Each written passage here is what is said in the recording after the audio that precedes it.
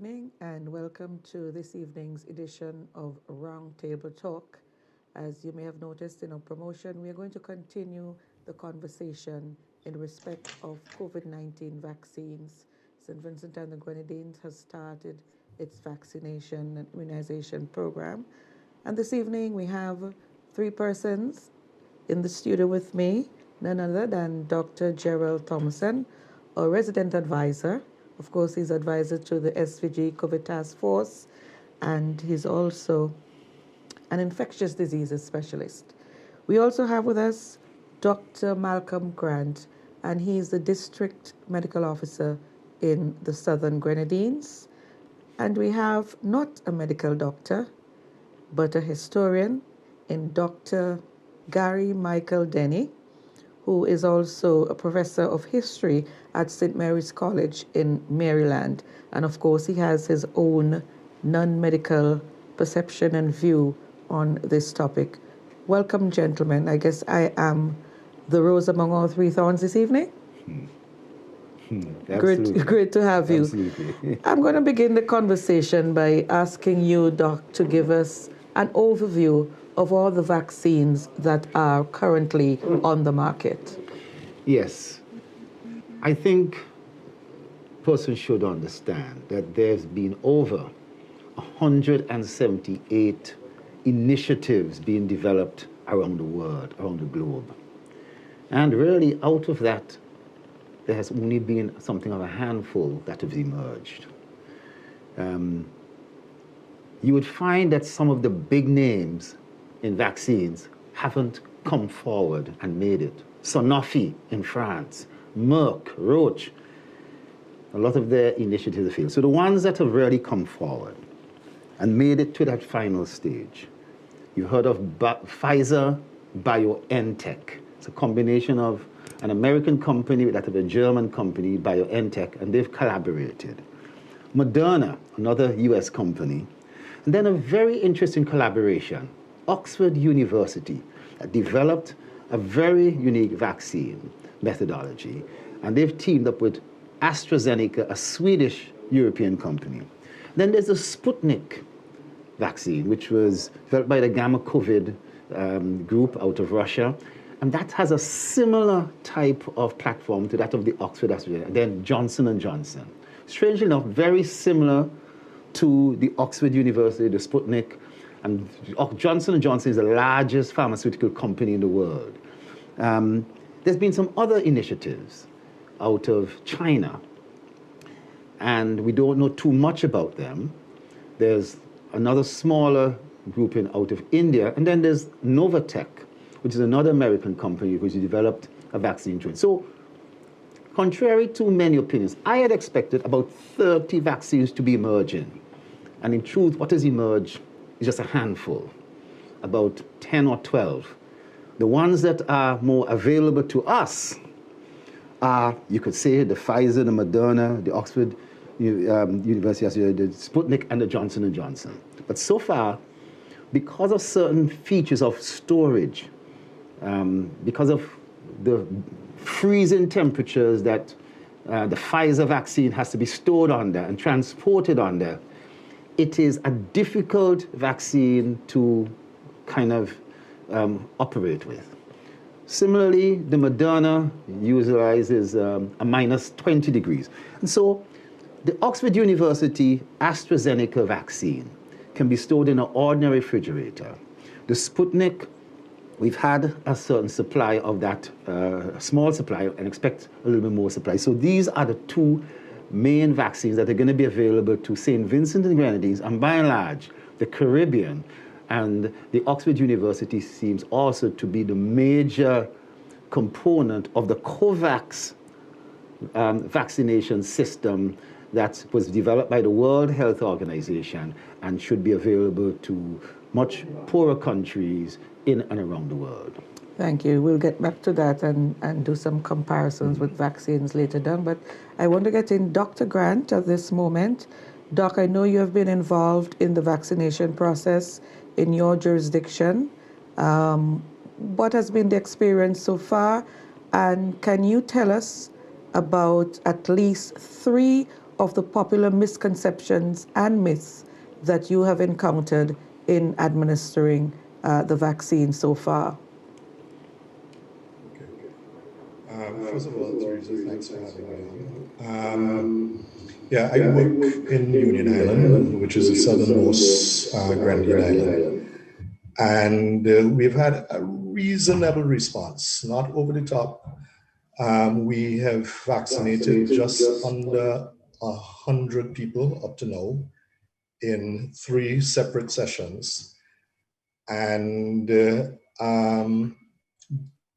everyone I've spoken to post-vaccination has been quite happy that they've made that decision, have no second thoughts about coming back for the follow-up vaccine, which is going to be 10 weeks from the time that they had the first one. And, you know, some have had minimal, well, the expected side effects, which are flu-like symptoms, headache, fever, joint and muscle pains, feeling lethargic. Some have experienced chills, rigors, nausea. Nobody has reported vomiting. These symptoms, if they occur, tend to occur approximately 24 hours after taking the vaccine, and in most cases last no more than 6 to 12 hours. In the occasional case, may go on for about 24 hours after the first symptom starts. Most people do not need any like paracetamol, etc., but 1 or 2 have taken for their symptoms, and most will just sleep it off. Nobody has had an allergic response to the vaccines, and remember, we've given up close to 100. But however, all vaccination centers across the island are prepared for such an eventuality with the adrenaline, which can be easily administered if there was a severe allergic reaction and is completely reversible. Fallacies, etc., that we have come across include, okay, the vaccine has been developed at too rapid a speed, so it can't be good. But I remind the skeptics that, okay, we are looking at present day technology, and we can't think in, we can't use, okay, our thinking caps have to move out of the 1960s, 70s, when the MMR and the polio vaccines were refined, etc. And furthermore, okay, the SARS-CoV-2, which is a virus that causes COVID, is a member of the coronavirus species. And it was first identified in humans in 2003 when SARS was described. And at that point in time, because the world was sitting on a knife's edge, and we were worried that it could become a pandemic,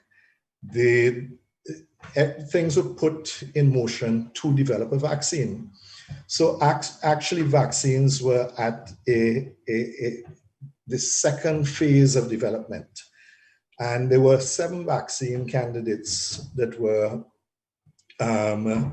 being looked at that time. And interestingly, including a candidate that had the mRNA technology as well as the adenovirus technology. So these things are nothing new. In other words, this knowledge was there for the last 17 years and was just put on hold and was just reactivated with the emergence of the SARS-CoV-2 virus. So it's not that, okay, all of a sudden people, companies thought up a way of vaccinating people and brought it to the fore within a year. This is far from the truth. And furthermore, the world was affected. So it was a case of, well, there was literally billions and billions of dollars thrown at this vaccine, because with the pandemic, the world was losing $375 billion a year and countless lives every day. And especially from mid to late February onwards, affected the so-called richest democracy in the world. So it was within everyone's interest to get a safe vaccine that was effective to the market as quickly as possible.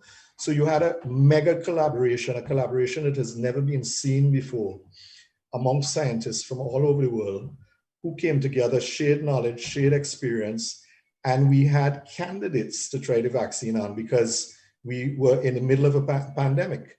So it wasn't like, say, if we're looking to develop a measles vaccine today, where you have the odd case of measles in Arkansas and another couple in the Hispanic community in New York, etc. You had lots and lots of people being infected with COVID. So you could have, okay, the trials involve Oxford AstraZeneca. There was over 20,000 people involved in the trial, okay?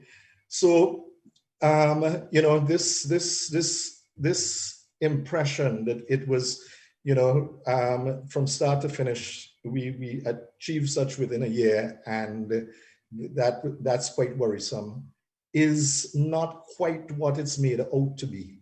And I saw an excellent analogy which says that, you know, okay, if you are, you know, stuck in traffic at the top of Sion Hill, yeah, you expect to take a certain time to get into town. But if you have a police escort, okay, you're obviously going to make it in a lot quicker time than someone who is just, you know, in the bumper to bumper traffic, okay? So that is a fallacy. Doc, can you hear me, Doc? Hello, yes. Okay, so we have to take a break now, so you can hold that thought until we come back. And when we come back, okay, we'll bring in Dr. Dennie, and then we'll further develop that point that you were making. We'll take a first break and come back in just a moment.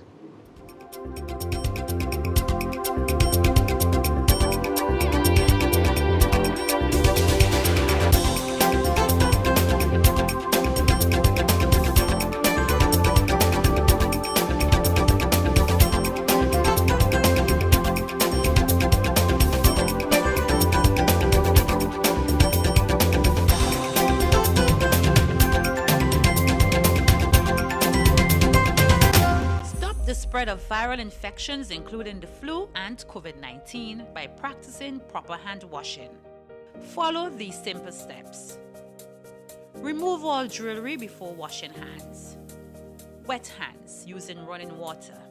Place liquid soap in hand. Circulate using rotational movements, interlace fingers, and repeat switching hands. Wash back of fingers, rotating them in the palms. Wash fingertips, rotating them in palms. Wash thumbs using rotational movements. Thoroughly wash hands down to the wrists. Rinse hands. Dry with clean tissue. Turn off tap using tissue. Use tissue to open door and discard in bin. A simple act can make a huge difference. Stop the spread of viral infections, including the flu and COVID-19, by practicing proper hand washing. This is a message from the Ministry of Health, Wellness, and the Environment.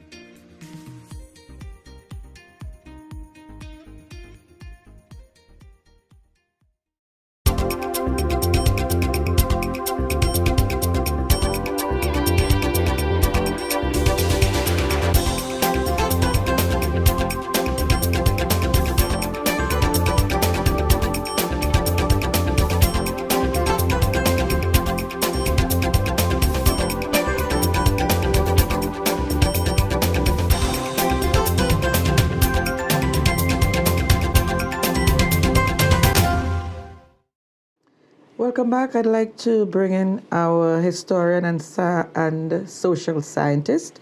At this time, he is Dr. Gary Michael Dennie. And last week, you wrote a very interesting piece in one of the local newspapers. It was entitled Vaccines, Viruses, and the War for Immunological Supremacy Hope I got all of that and I didn't eat that up at all. And one of the things that you did say is that the defeat of SARS-2, the virus that causes COVID-19, is absolutely certain. We do not know the precise time when we will declare victory, but we know the manner by which that defeat would be administered. The mass vaccination of the world's population against the SARS-2 virus would immunize the vast majority of the people against contracting COVID-19.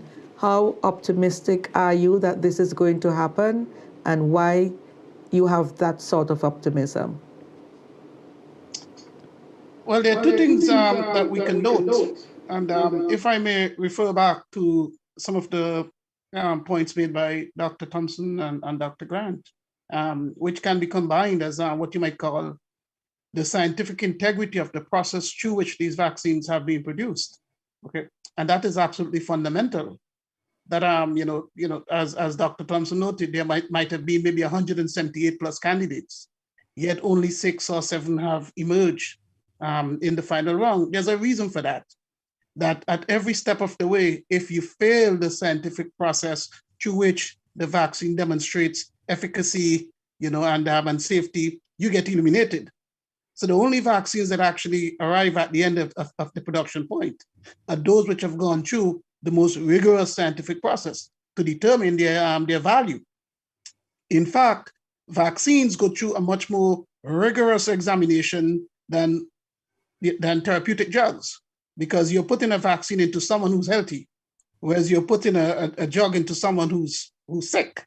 And so you can't make someone become ill from the vaccine, so you gotta make sure that the vaccine actually works. So it seems to me that we should underline, the points where both Dr. Thompson and Grant converge, and that is the integrity of the process through which these vaccines have been produced. Okay, and if you think historically as to the kinds of viral challenges we have had for throughout the history of humanity.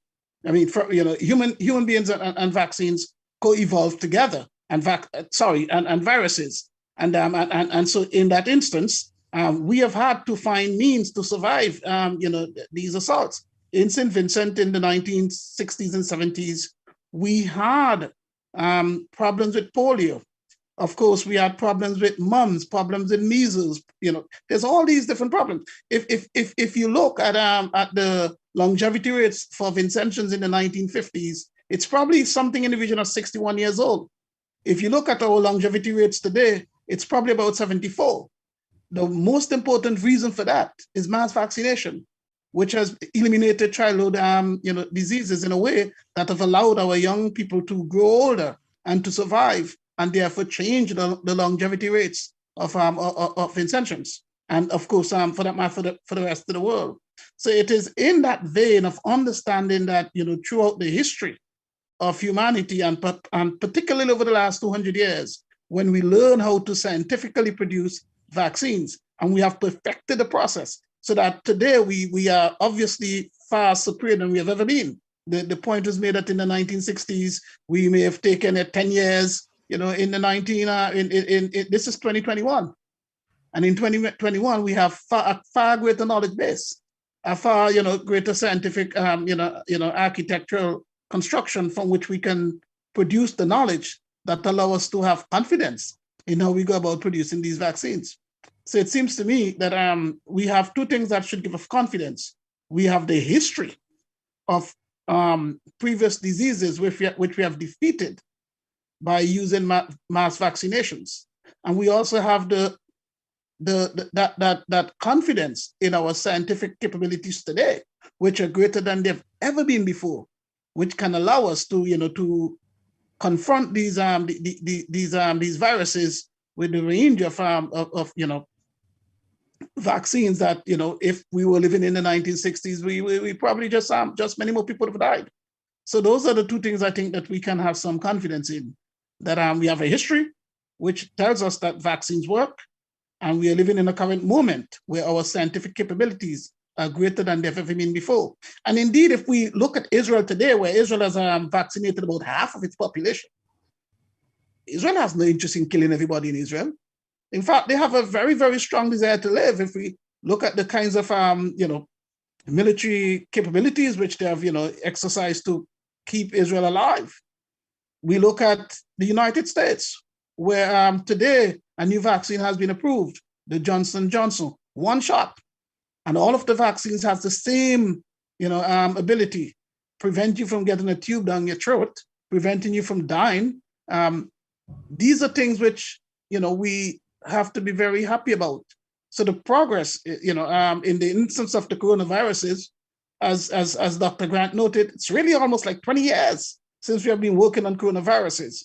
So now that we're at a moment where we need massive intervention, billions of dollars being spent, brains everywhere focus on the same, problem. So we have arrived at a solution faster than we might otherwise have done. We should be happy about that. We shouldn't be afraid. Dennie, why do you think that there is hesitancy in respect of taking the COVID-19 vaccine? And I'd like to hear all three of you on this. I think that part of it is our personalities. There's a sense of fear. There's a virus, and we're not sure what is going to happen. It can create something of a global panic, and sometimes the way in which we handle it too, when we talk about it, we induce also a sense of fear. But I also believe there are other persons, whether they are actors who have various motives, who will also bring in a lot of false information. And over the last year, they say a lie would go around the world twice before the truth puts on it. Yeah. And it's only now that the vaccines have really been out. So you could not really talk effectively about a vaccine 8 months ago, 9 months ago. However, persons will tell you 9 months ago, there's a chip in the vaccine. The vaccine is going to do this to you. Even long before the vaccines had been developed. Now, I think that there are some common things that they often try that work, saying the vaccine is going to sterilize the black woman. Oh, they always use that, and it's very effective. It's going to change your DNA. Totally incorrect and false, but people believe those things. And they attack some of the actors. Poor Anthony Fauci and Bill Gates, who have done so much to promote childhood vaccination and to even try the fight against malaria by mosquito nets. They say he's a danger, he's putting money into that, let's attack him.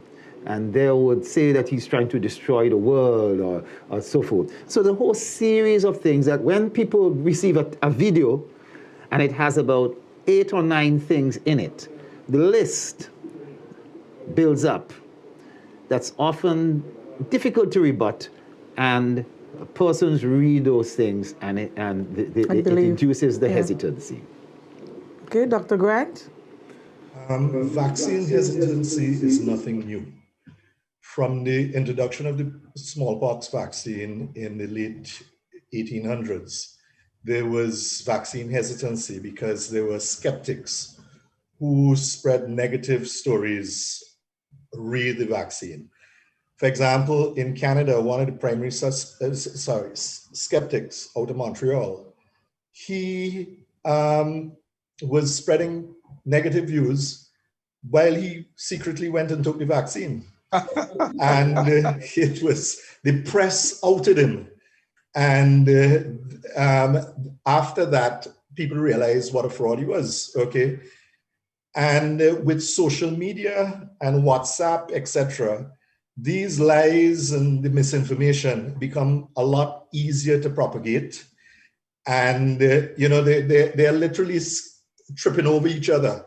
And it's very disheartening. And, I say as a member of the medical profession for over 30 years, I mean, and Dr. Thompson even longer, I mean, we have dedicated the majority of certainly of our professional lives to saving lives. Why all of a sudden, would we want to do a 180 and want to recommend something that's going to have a negative impact on someone's life? On a personal level, once you open a vial, it has a certain time frame in which you have to use up the vaccines, and we have multi-dose vials, okay? And 3 of my kids were in Union when one of the vials was open, and we just didn't have the uptake. So I offered them. They had said initially that they were going to take it. So I said, look, here's an opportunity, because we don't want to throw away the medication. And they all, one a 20-year-old, one a 24-year-old, and one a 27-year-old, they all decided to take it. Why would I want to vaccinate any of my children with a vaccine that is less than substandard, that I didn't have the confidence in, that I actually allowed the nurse to vaccinate me with? And it just doesn't make sense. The stories that these guys put together, I think that the listeners, the audience out there have to sit back. They have to ask, where are these stories coming from? Yeah, they claim some of them are, bona fide medical stories, etc., etc. But quite often when you look behind the story, you do come to the truth, and you realize that some of these individuals have, access to grind. They have, they're promoting their own products on the side otherwise, etc. They're looking for their 5 minutes of fame. There are multiple reasons why individuals promote skepticism. And one of the things that I just want to touch on, quite often, okay, when the trial was done on the Oxford AstraZeneca, and the vaccine was first given approval in December, they could only say certain things. They can say there was no proof that this vaccine reduced the chances of, or eliminated the chance of infection, or eliminated the chance of transmission, or because the Oxford AstraZeneca, although it was studied in over 20,000 people, they only studied it in 400 people over the age of 65. So there's certain governments, the German government said, well, okay, we don't have enough data to say, well, okay, approve it for use in our population. And yes, that was said even earlier in this month. But interestingly, there's studies that have come out within the last week, which have shown unequivocally that this vaccine, which was rolled out in an older population in the nursing home population in the UK, has caused a precipitous drop after the first dose in severe infections, hospitalizations, as well as death, okay? And interestingly, I'm not pushing one over another, but the stats for Oxford AstraZeneca look even better than the Pfizer, which was also used in the same group. So it is now being shown that this vaccine is very, very effective in older people, okay? But yet there's some who want to get you to believe, well, okay, it's no good in older people. You hear that it causes allergies, people die, etc. The world over, there have been, on average, there's 10 allergic reactions for every 1 million people. In a population the size of St. Vincent's, you'd only get maybe one severe, when I say allergic reactions, anaphylactic, severe allergic reactions. In St. Vincent's population, you'd probably get a total of 1 based on that ratio. And, we are prepared for that. So you hear stories, okay, people die after the vaccine. Hold on a second. If we vaccinated the entire St. Vincent population, which is 110,000, St. Vincent average of 6 to 7 people die every day. If we vaccinated everybody tomorrow and 6 to 7 people died the next day, that is normal. That's expected. That's not a causation sort of relationship. That may be association, but quite often people use that post hoc fallacy to promote their misinformed and misdirected and less than altruistic agendas. Take a break, and when we come back, we'll get Dr. Dennie in on the subject. Back in just a moment.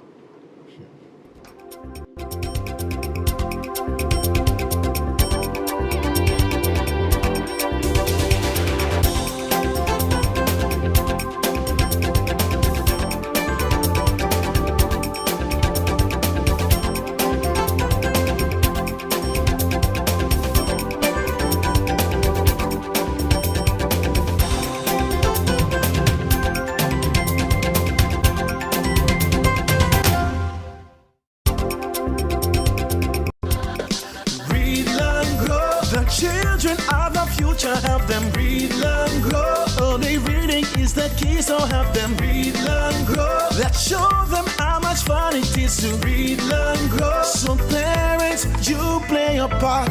First and foremost, reading from so young is advantageous. Link with the teachers, working hand in hand is a must. Just 10 minutes of your child reading to you is a plus. Get fun books, make reading priority. When children read, they are able to learn, and the more they learn, the more they grow. So parents help the kids read, learn, grow. Reading is fun, kids have to know. Read, learn, grow. The children are the future, help them read, learn, grow. So parents, you play your part. This message is brought to you by the OECS USAID.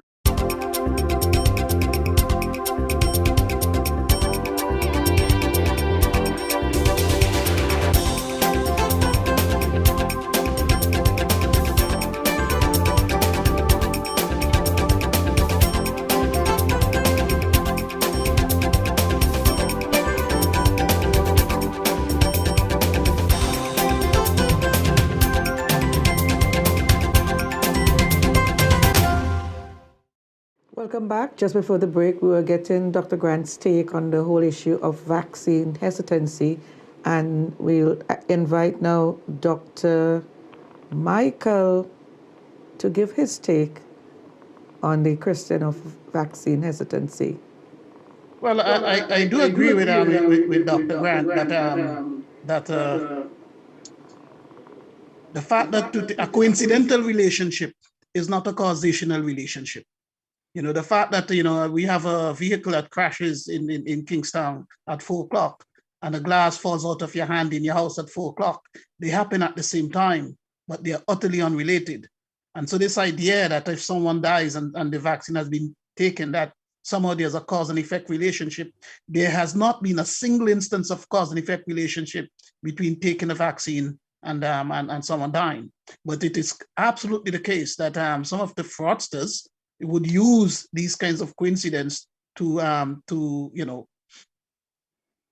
propagate the false notion that some of these two things are connected. And so we simply got to remember that a coincidental relationship is by no means a causational relationship. It is true, however, that if you look at the treatment of Black people over the past 200-300 years, there have been times when Black people have been the subject of, you know, medical experiments, you know, and treated as guinea pigs and so on. And so what we see happening is that some of these, you know, dishonest, you know, propagators, you know, anti-vaxxers have used this information to say, wow, since this had been the case in the past, then in this moment, we cannot trust what's taking place. Of course, that is to pull the wrong lesson from history. The fact that we were treated poorly historically doesn't mean that we're treated poorly now. What we have to do is to look at what's taking place right now. And so you have the conflation between medical interventions or exploitation in the past with medical interventions in the present, and the assumption that somehow these two things are one and the same. And that is one of the things that you can see that some of the anti-vaxxers do. And so you have to disentangle these ideas. And so you have to demonstrate that we live in a new world and that there are all kinds of safeguards that we have in place that did not exist before. We have doctors like Thompson and Grant who demonstrate every day of the past 30 years of their lives that they're concerned about our lives. Okay, so we're not living during slavery, we're not living during colonial rule, we're living in a different time when our own people are committed to our own successes and so on. So I think that's how you combat these notions that if there were medical errors in the past or medical wrongdoing in the past against Black people, that somehow that means that there's medical wrongdoing now, when our own doctors tell us that in fact this is really in our best interest. We got to trust them.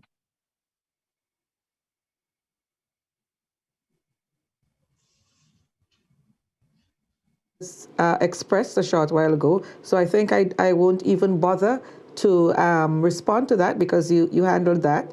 Someone wants to know, of all the vaccines produced for COVID-19, which ones are not to be given to people with peanut and tree nut allergies?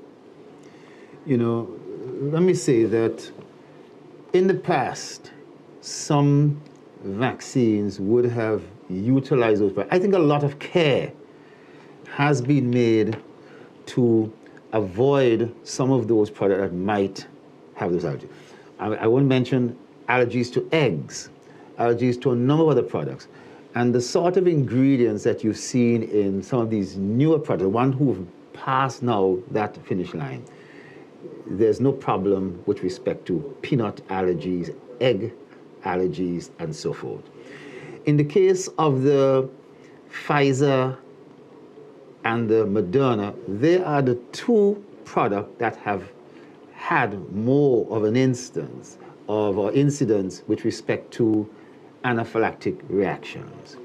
The Oxford University, AstraZeneca, and the Sputnik have not typically reported any of those type of conditions. However, as Dr. Grant said, we are not taking any chances. We are going to monitor the situation in case.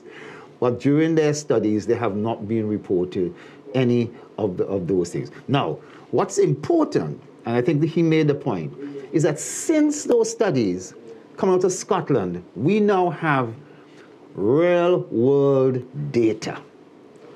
There were 22,000 persons in the Pfizer study, in the Moderna 30, in the Pfizer 43,000. We now have 1.1 million people in Scotland.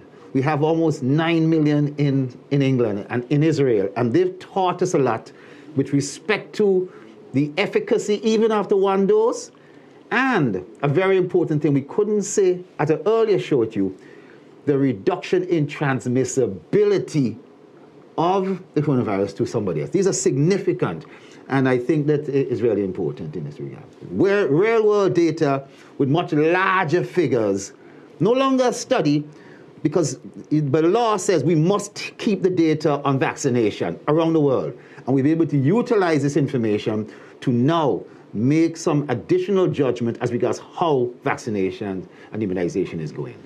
Okay, Dr. Grant, you still hear people saying that the vaccine is not going to make me not get COVID. Why take it? How do you respond to these sorts of concerns? Well, now, as Dr. Thompson says, we have real world data.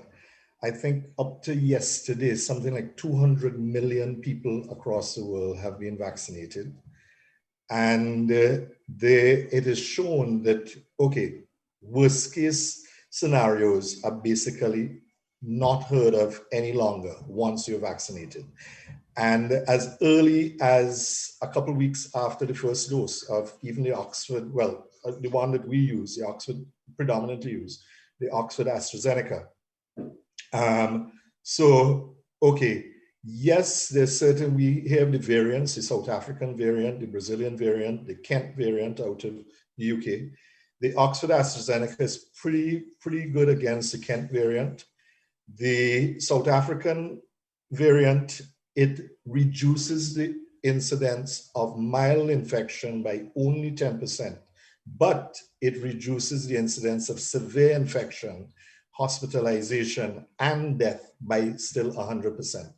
We suspect it's you're going to have a similar data coming out of when we look at the Brazilian variant, but it is still better than not giving anything, okay? A lot better. So I strongly encourage individuals to go forward, get themselves vaccinated, and there's a very, very, very good chance that they will not get infected with COVID.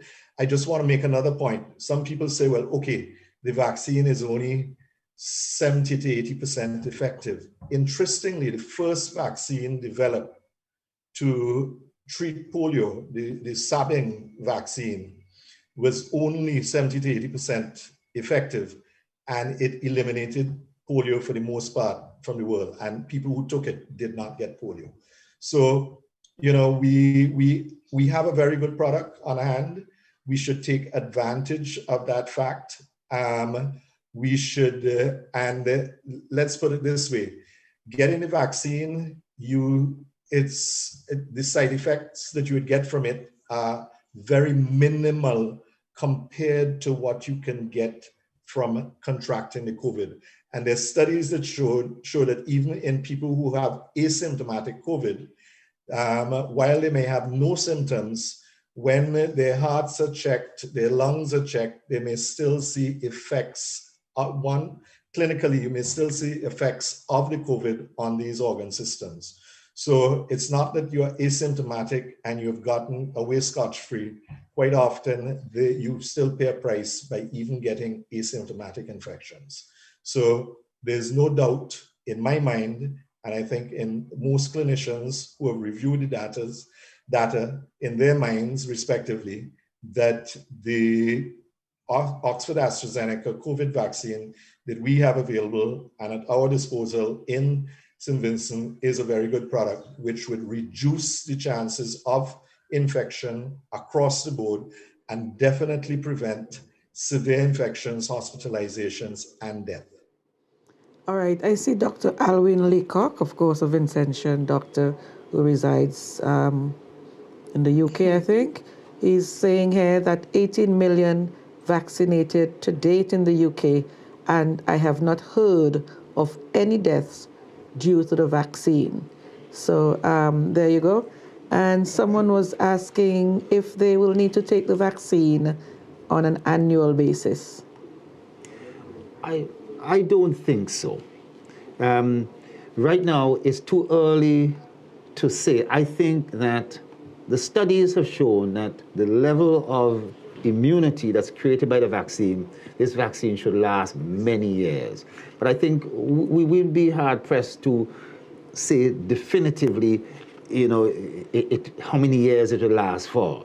And as I mentioned, there's a possibility that if a mutant strain does come along, it may require a booster to be created to deal with that. But the evidence is showing that it will last for a long time. Certainly, it's not going to be like the flu vaccine where you have to get one every single year. We will have to wait and see. I wish we had a more definitive answer. It's a very important question, a common question, but we don't really have the full information. Yeah, I agree with the position that we really have to wait and see. As one of the, in terms of the vocabulary that's associated with the language being used with the vaccine, with the virus, we hear again and again that it's a novel virus. Well, that novelty means that there's lots of things that we will have to find out over time, and that comes true as well with the vaccine. So that, for example, the CDC said today that people who have been infected and recovered, and 9 months later, 30% of these people, have some illnesses, gastrointestinal, respiratory, neurological, a whole range of illnesses still affect 30% of the people. So it makes it that much more urgent to get vaccinated, because even if you get sick and you recover, for 30% of the people, there may be long-lasting consequences, and we do not know how long they would last. In the same way, we do not know how long the vaccine would last, because we have to see over time what unfolds. So all of this tells us is that you get the vaccine as soon as you possibly can, because with the virus, it's a lottery. You simply do not know whether you're exposed to the virus, whether you will get ill, whether your illness will last for 2 weeks, whether you recover, whether it's 9 months later you're still ill. That's a gamble. With the vaccine, for a certainty that if you get ill, and the vast majority of people will not get ill, you're not going to die. And so that kind of certainty, that level of success with the vaccine, 2-point-something million people dead from the virus, no one dead from the vaccine, I'll take the vaccine every time.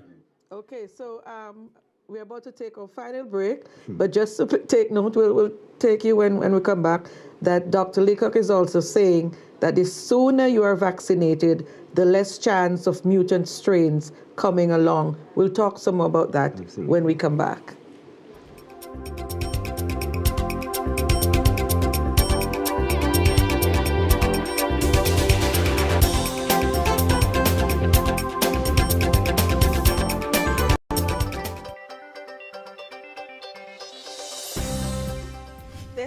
morning on the VC3 News Update. Criminal sentences agreement signed between the governments of St. Vincent and the Grenadines and Cuba.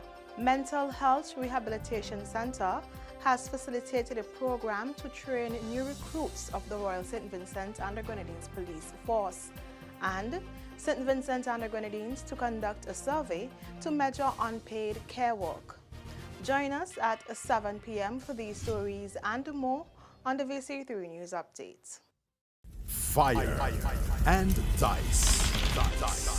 Together on one scratch ticket can make your dreams come true. Yes, it's Fire and Dice. The new $10 scratch game with thousands of dollars to be won. Match your numbers with any of the winning numbers and win the prize shown up to $125,000. You can double or triple your prize with Fire and Dice. Available from all lotto agents and runners. There's cash to catch with just a scratch.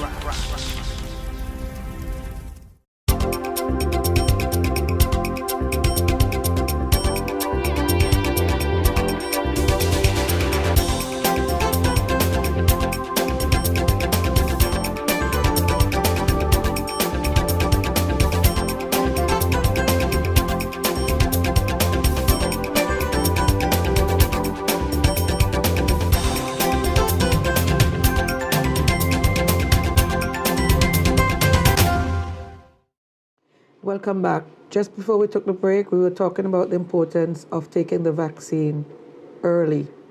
No hesitation. Do not wait, because there are things that can happen. We also want to talk another Vincentian. Thank Alwyn Leacock for chipping in here and reminding us that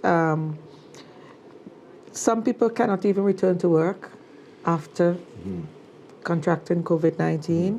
They could barely walk 5 feet. And Doc, I know you wanted to elaborate on that. What Michael said there is so important. A lot of people get the impression that, oh, when you recovered, you recovered. And 99% of people recover. Now we're getting this larger data.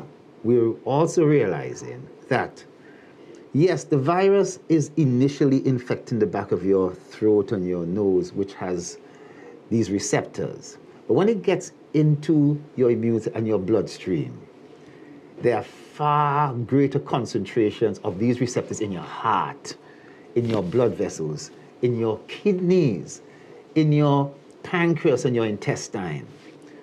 The organ with the highest concentration of these ACE2 receptors are your kidneys. Then comes your heart and your blood vessels. That's why we're seeing strange symptoms like blood clots, strokes, and so forth. And the lungs is heavily contributed to, so that people feel as if there's cement in their lungs. And so this notion that everybody recovers is only a little flu, it is far more than that, and you're going to see these symptoms, prolonged, chronic fatigue, a shortness of breath, headaches, and all these sort of things that are going to be prolonged. The CDC report, a very important thing that came out recently on this. It's called long COVID. Yes. And sorry for interjecting, but just getting back to a point that Dr. Leacock was making, where he said that the sooner you're vaccinated is the better for the individual and the country and the community, because, okay, remember this virus needs humans to replicate within and then spread from one to another. So the more humans that it has that's available for replication is the more mutants that can arise. So if you lessen or reduce that population, the virus has less humans to replicate within, and less mutants would come to the fore.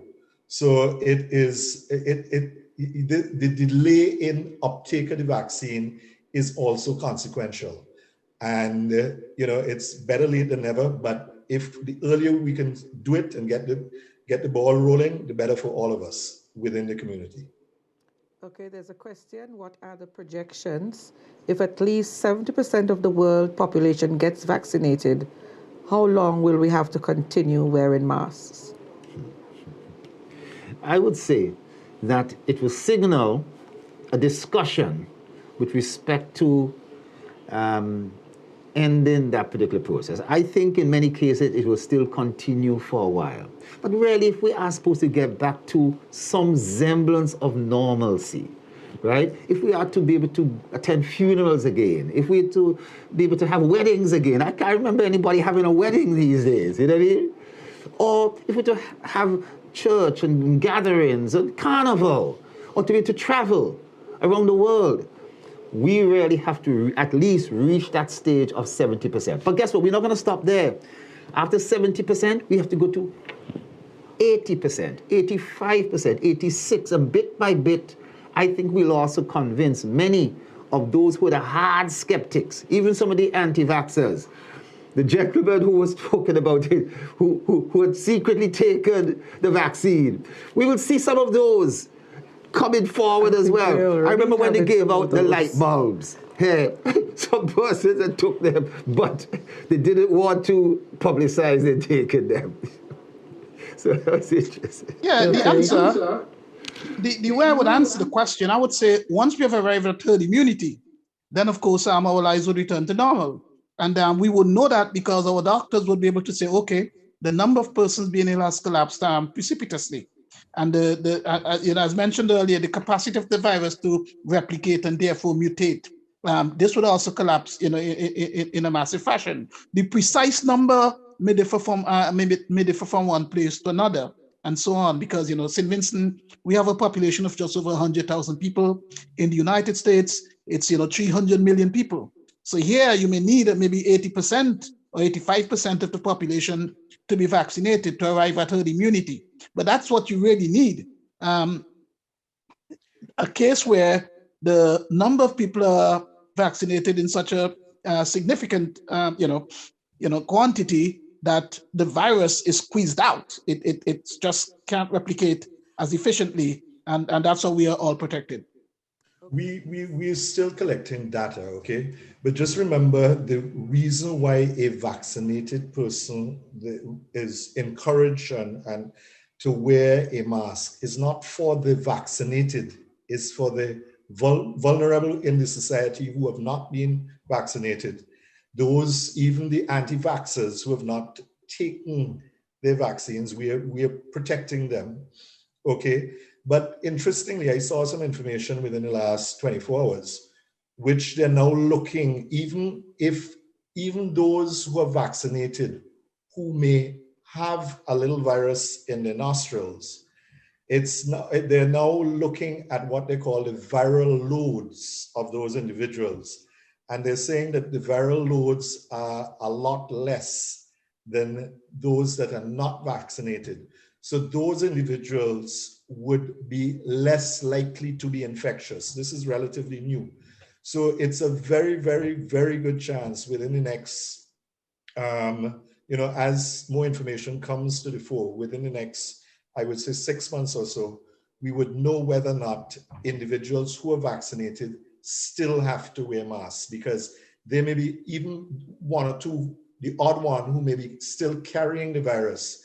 The amount of virus they may have within their system, within their nostrils, may be so low that they may be incapable of infecting others. So if that proves to be the case, we just may not have to wear masks, those of us who are vaccinated. But that's new stuff, and it's still to be looked at in a much more systematic way.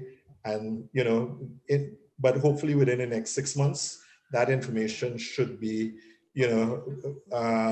more definitive, whether or not masks would be required or not required in the vaccinated. 2 questions before we go. Someone wants to know what are the side effects of the vaccines that we are given here.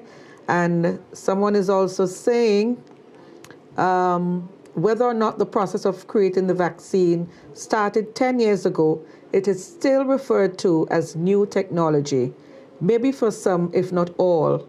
What assurances are there in this new technology, if so? So take us out to the end of the program with that. The Pfizer, Moderna, the messenger RNA, they have been able to develop a new Zika vaccine that is being tried. With the other the one we're using, that methodology, they've been able to develop an Ebola vaccine just recently. That is now being used in Guinea. There's an outbreak of Ebola in Guinea. So it's also been tested for other viruses and so. And I think that we do still have some information to learn, but we've learned a lot. And I think we have something of a pathway to guide us in terms of how we should really go forward. Okay, so guys, we seem to be out of time. You didn't answer the gentleman who wanted to know what are the side effects. I think that's simple. I think everybody knows that. What we call the early adverse effect, redness, pain, some little swelling at the injection site, muscle aches, joint pains. You may have fever, you may have chills, you might have a little nausea, some headaches. Those are the standard. 1 in 10 persons typically have those type of things. You may have one, you may have all, if you're unfortunate. Now, this may jump a little bit to some of the more allergic type reactions. And as I said before, it's more the Pfizer and the Moderna that typically have those type of reactions. And we're still monitoring for the Oxford AstraZeneca vaccine in case it has, but we have not been seeing any. And I'm really glad Alwyn chipped in. There has not been a single death as a result of vaccine. And persons who are saying so are wrong. If it was, we'd be seeing this all across the news. Great note. I'm getting the signal. We are running out of time. We have run out of time. I'm going to bring you guys back definitely because 1 hour was certainly not enough. Yeah. So until next time, thank you, Doctors Grant, Thompson, and Dennie. And of course, Dennie and Grant are overseas, so to speak, Union Island, and of course, Maryland. Thank you guys so much for your great contribution. My pleasure, my pleasure. We'll definitely be back. Yeah? My old schoolmate, thanks. My pleasure indeed. That's our program for today. Until next Wednesday. Thank you for tuning in.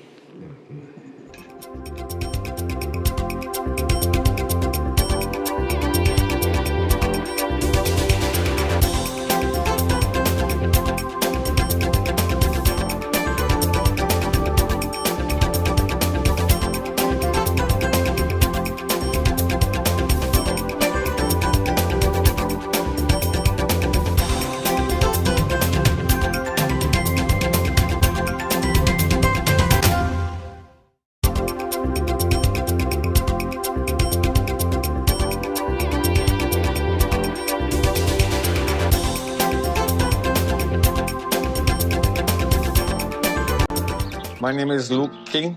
I'm from Beckway in Port Elizabeth, born and raised. I saw it on the television and a lot of people taking it in different countries. But I know sooner or later we'd have to do the same. And eventually the protocol will be that is a compulsory for the travelers all over the world. So you will not be able to get from America to St. Vincent, from St. Vincent to Canada, or anywhere in the world, for sure. So that's the reason why I got motivated. I want to be up and ahead of the system because I want to make sure if there's any other things that's supposed to happen to me and whoever there around me, I already got the vaccine and I feel a little bit protected. Because before I was actually panicking and figured that the whole world was going down with this virus. So when I heard the vaccine coming on stream, I was excited. So I did my best to get vaccinated, and so it happened to me this day. The only feeling I have right now is a little choke I get, but that's it. Nothing else different. I feel like a normal human being like every day I used to feel. I talked to a lot of friends and they decided not to do it, but now I did it now. I know a lot of those friends are going to get motivated and come and do the same. Because a lot of them tell me that I must go ahead and do it, and then they will follow me. If I get and I perform properly, they will do the same.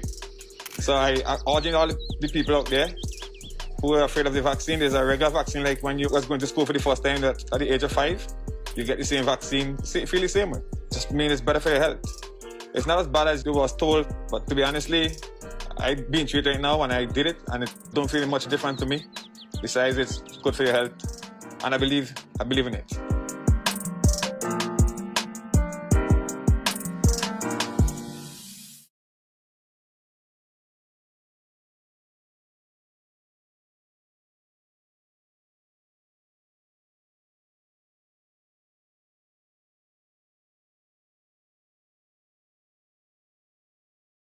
Bye.